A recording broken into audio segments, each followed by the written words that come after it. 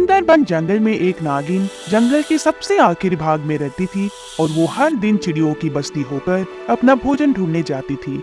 उन दिनों जंगल में सभी चिड़िया मिलजुल कर अपने अंडों का देखभाल कर रहे थे, पर धीरे धीरे सारे अंडे गायब होने लग रहे थे। टुन्ना और पॉपी को भी 3 अंडे हुए और वो अभी अभी माता पिता बने थे।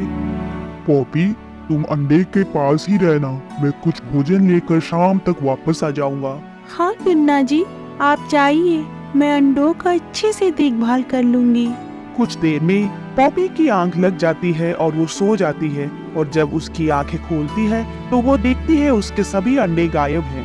मेरे सारे अंडे कहाँ गए? मैं तो बर्बाद हो गई। उसकी आवाज सुनकर सभी पक्षी उसके पास चले आए और कुछ देर बाद टुन्ना भी घर वापस आ रहा था। सबने पॉपी को बहुत ही समझाया और कहा कि वो समय के साथ समझौता कर ले, होनी को कौन टाल सकता है। तभी सारे पक्षी बैठे थे कि वहाँ डेनी आउल आता है और कहता है, नागिन हमारे इलाके को देखकर खाना ढूंढने जाती है।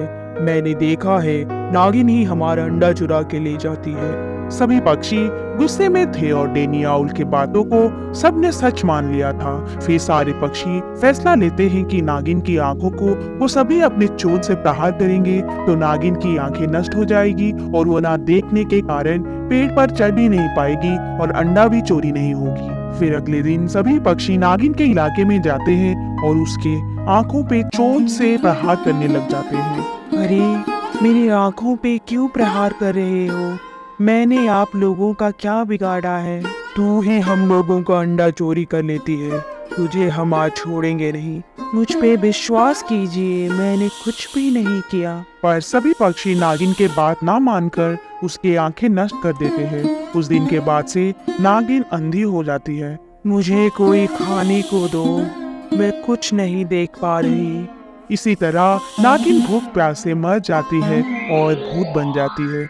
यहाँ चिड़िया जंगल में अभी भी डरे हुए हैं, क्योंकि नागिन के मरने के बाद भी उनके घोंसलों से अंडे चोरी होते जा रहे हैं।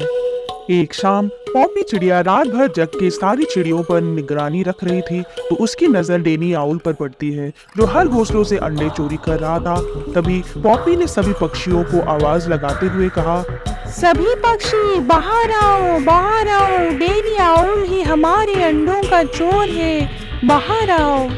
तभी सारे पक्षी अपने घोंसलों से निकल आते हैं और आउल को पकड़ लेते हैं और हमेशा के लिए उसको उस इलाके से निकाल देते हैं। इस बार पॉपी और टुन्ना का फिर से एक अंडा होता है, तो इसी खुशी में टुन्ना चिड़िया सभी पक्षियों को भोज देने की सोचता है। सभी पक्षी एक शाम नहर के पास भोज मना ही रहे थे। तभी अरे, वो क्या है नहर के ऊपर? ये क्या दिखाई पड़ रहा है? ये रोशनी किस चीज की है? सभी नहर के ऊपर देखते हैं। नागिन का आत्मा वहां घूम रही होती है और उसके आंखों से सभी प्रकार की रोशनी दिखाई पड़ रही थी। नागिन भी चिड़ियों की बस्ती को देख कहती है, मुझे कब से इस दिन की तलाश थी। भगवान की दया से सभी चिड़िया एक साथ नहर में आए हुए हैं। आज मैं किसी को जिंदा नहीं छोड़ूंगी। मैं इतने दिनों से आप लोगों की बस्ती में भी नहीं जा पा रही थी, क्योंकि डेनी आउल ने मेरे अस्थियों को ये नहर वाले इलाके में बांध दिया है। आज मैं पहले सबकी आंखें निकाल लूंगी, फिर सबको जिंदा मरने के लिए छोड़ दूंगी। मैं ठीक वैसा ही करूंगी जो आप लोगों ने मेरे साथ किया था। मैंने आपको बताया था कि मैंने किसी का भी अंडा चुराया नहीं है, फिर भी आप लोगों ने मुझे जिंदा मरने के लिए छोड़ दिया। फिर क्या था, नागिन गुस्से से एक के बाद एक पक्षियों के आंखें निकालना शुरू कर देती है। जब मीनी पक्षी की बारी आती है तो वो जोरों से डेनी आउल के नाम लेके उसको बुलाने लगती है। डेनी आउल, मुझे बचा लो। दरअसल मीनी चिड़िया और डेनी आउल एक दूसरे से प्यार करते थे और मीनी चिड़िया ने डेनी आउल को अपने घर पर छुपा के रखा हुआ था।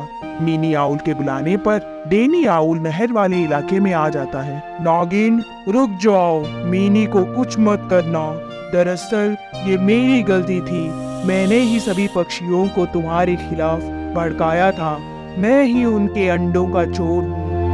आप सभी पक्षियों को जाने दो। फिर इसी बीच नागिन डैनी आउल की आंखों को निकालकर उसको नदी में फेंक देती है और मासूम चिड़ियों को बख्श देती है और खून की आंसू रोने के बाद एक परी बनकर आसमान की तरफ उड़ चली जाती है। दोस्तों, हम कभी कभी चीजों को ना समझकर कुछ ऐसे फैसले ले लेते हैं जिसमें अनजाने में दूसरों का बहुत नुकसान हो जाता है। दोस्तों, आप कभी भी जल्दबाजी में कोई भी फैसला मत लें।